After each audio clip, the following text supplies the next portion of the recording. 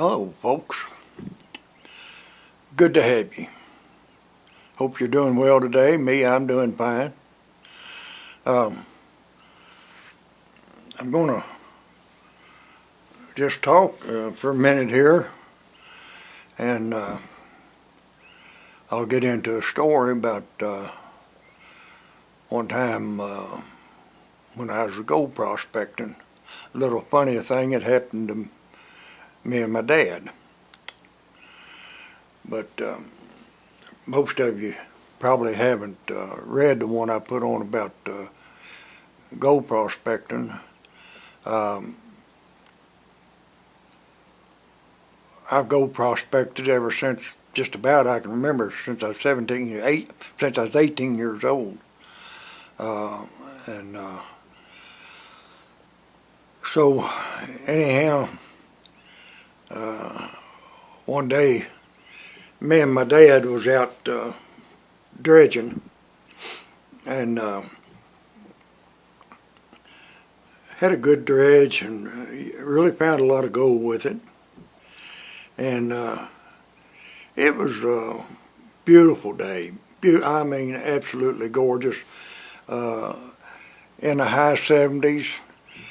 I got up and we got in the water just after daybreak that morning, and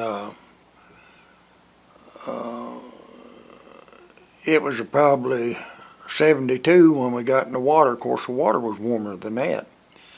And along about 10 o'clock, it got about 78, 79, hot as it was supposed to get all day, and that's great for Georgia.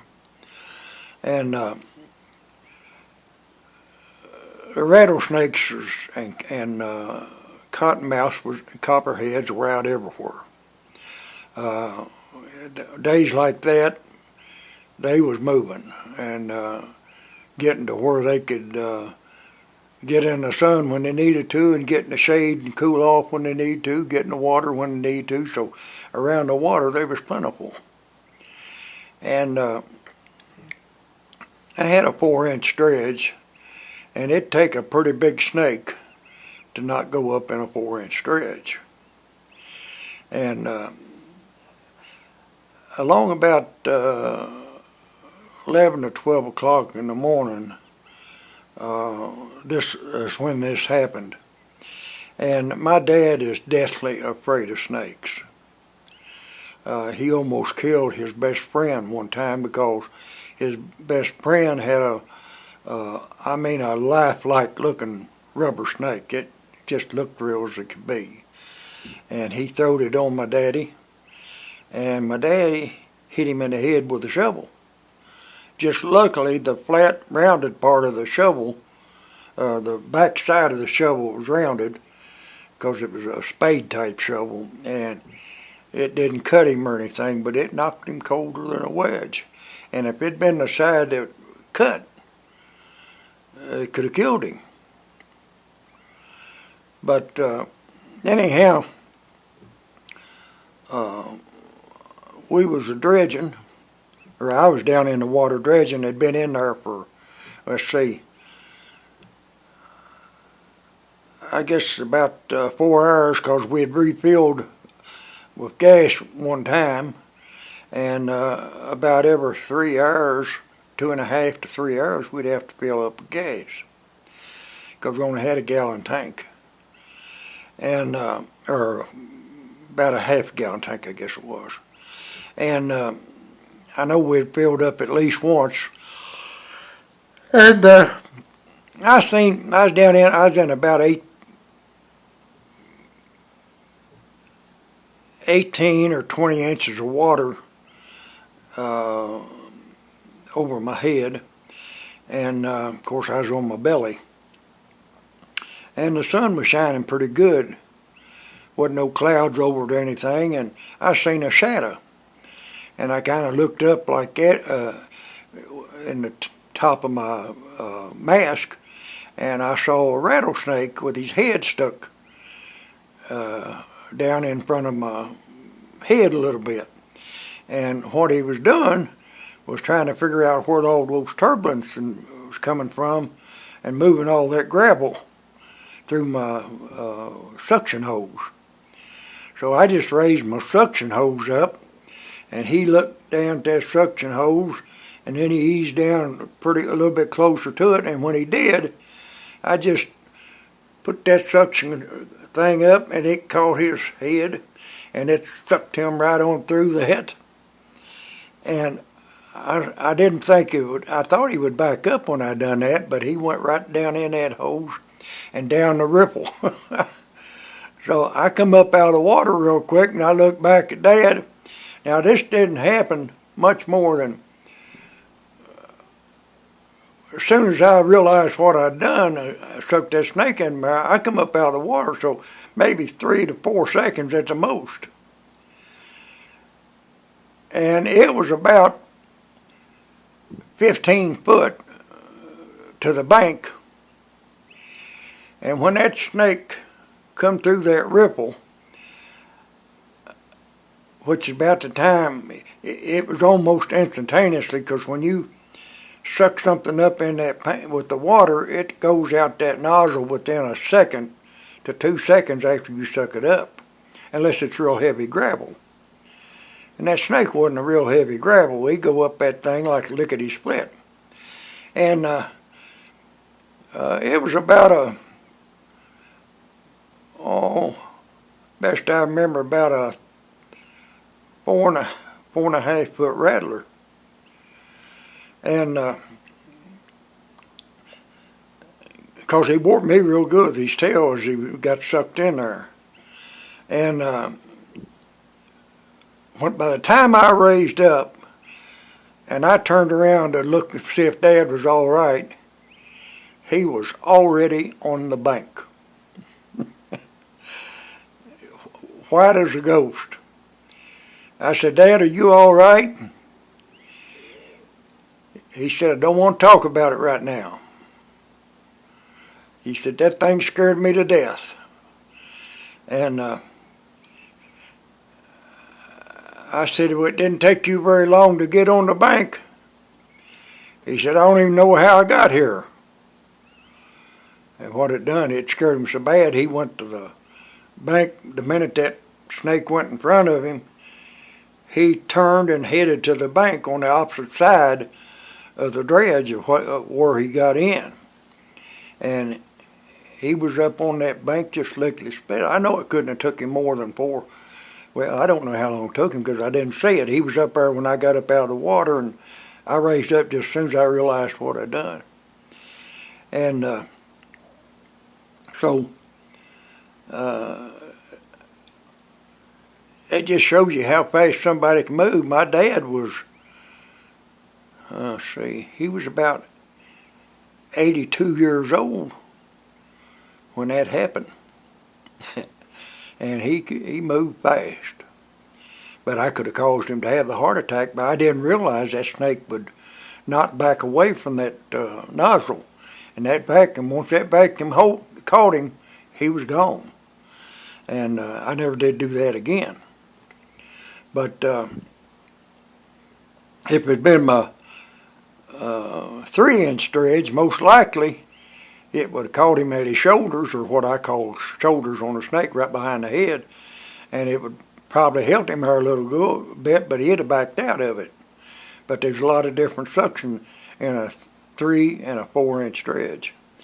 But anyhow, that was a little time it happened, and probably about, I think it was 2 days after that, it was hot, and they predicting thunderstorms. But we was out dredging, because we getting good gold where we was at, and we was dredging. I told Dad, I said, Dad, I said, we're going to have some bad thunderstorms here after a while, so when I come up and tell you to go onto the car, you go onto the car, or camp, I mean. Yeah, I said, you go and get in the trailer, and I'll bring the buckets and stuff down, and I'll get the dredge fixed to where if it floods, it won't get it. And So I was a dredging there, and all of a sudden the water just like you turned off the light. And I know what that meant, that it was clouding over. And then I started hearing thunder. And I raised up, and the skies were nothing but, of course, I was facing to the west when I raised up, and it was just dark. I looked back to the east, the sun was shining. I knowed it was coming, a hellacious thunderstorm. So I told Dad, I said, Dad, you go on, and I'll get the dredge set up. Now, I'm already wet, and I'll get it to the side and get it fixed up. If I get wet, it won't hurt nothing. Well, Dad, he started to the bank, and he got to the bank, and he got on top of the bank. And, of course, I always watched him, make sure he got up safe and sound without any trouble. And he was about 15 foot from me, maybe 20. And the water level was about a foot and a half below the top of the bank. And when Dad got out, of course, he had chest waders on, and they was plenty wet when he got out. And as soon as he hit that ground, he started getting the grass wet. And somehow or another, I was getting ready to ask him. I said, "Are you okay, Dad?" And but before I got that out, his feet slipped, I think, forward out from under him. And it caused him to start backwards. And some way or another, he controlled his body and done the most perfect backflip that you can see a gymnast do. And he landed in the water standing up. That water was about, where he landed at, about a foot and a half, 2 foot deep. But he landed standing up. And first thing he done, of course, when he landed, he put his hands out to his side on the, kind of like this, to his sides, and looked around to see if anybody's watching him. And when he did, I just looked down like I didn't see anything had happened. And then I looked right back up, and he was getting on the bank. He said, "Buddy," said, after he got it back on the bank, he turned home and he said, "I come an ace of messing myself up then." And he said, "I went from the bank in the water and was standing on my feet and don't know how I done it." And I seen he wasn't excited or scared or anything. I said, "Well, you done one of the most perfect backflips I ever seen, Dad." And I said, "I don't know how you done it either." And he was 82 years old at the time. And just show you what can happen. I wish I'd have had a camera going that day, because that would have been something to show him and everybody else too. I said, "Now look what Dad can do at 82. But little things happen like that all the time. And back then, didn't know nothing about YouTube or nothing else. I don't know. I don't guess it might have been around. I don't know. Dad died. He was 87 when he died, and that was in 2010. So that must have been 2002 or 3, maybe 1. I don't know. But he was 82, whatever that is. And of course, there might have been some YouTube I didn't know about or something. I don't know. Because the only thing I know telephone was for was to make calls on it. I had a little old, what they called a flip phone, I think. And it didn't do nothing but talk. And had a few places for pictures, I think. But anyhow, this was just a little funny I wanted to put together about my dad. And there's a lot of them I can tell about him, but I want to just tell them slow every now and then. And there's some of them that kind of funny. Most of them are funny. But Dad just had a way about him. He could make anything funny because he was a happy-go-lucky guy that worked hard all his life. And when he was come to recreation and resting, he liked to have fun with it. So anyhow, I'll let you chew on that in a little while. And I'll get back with you tomorrow or next day. And God bless you. He will if you let him. And try to make somebody smile today if you can. You never know. It could just change the world. Y'all have a good night.